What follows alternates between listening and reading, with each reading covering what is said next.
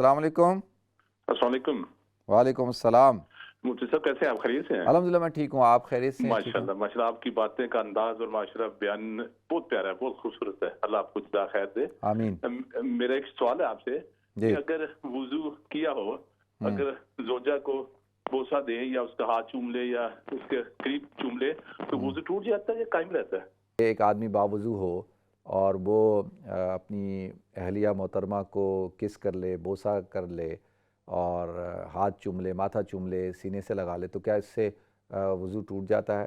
اچھا دیکھیں، عرض یہ کرنی ہے کہ وضو جو ہے وہ بوسہ لینے سے اور حق کرنے سے تو وضو نہیں ٹوٹتا، لیکن اگر کوئی آدمی جوان ہے اور وہ یعنی اپنی اہلیہ کا بوسہ لیتا ہے یا اس کو حق کرتا ہے، تو اس سے اگر کوئی مادہ جس کو مزی کہتے ہیں، یعنی ایک مادہ ہوتا ہے، رطوبت ہوتی ہے جو انسان کی خارج ہوتی ہے تو شرمگاہ سے، تو اصل میں بوسہ لینے سے وضو نہیں ٹوٹتا، لیکن اگر وہ مادہ خارج ہو، تین چیزیں ہوتی ہیں، ابھی مجھے تفصیل سے تو میں بہت زیادہ بیان نہیں کر سکتا، لیکن اگر کوئی رطوبت اگر شرمگاہ سے نکلے، تھوڑی سی بھی نکلے، تو اس سے کیا ہوتا ہے؟ وضو ٹوٹ جاتا ہے۔ غسل فرض نہیں ہوتا لیکن جو ہے وضو ٹوٹ جاتا ہے۔ اگر کوئی ایسی کوئی رطوبت نہیں نکلتی اور کوئی انتشار نہیں ہوتا اور بغیر شہوت کے انسان جو ہے وہ اس نے بوسہ لیا ہے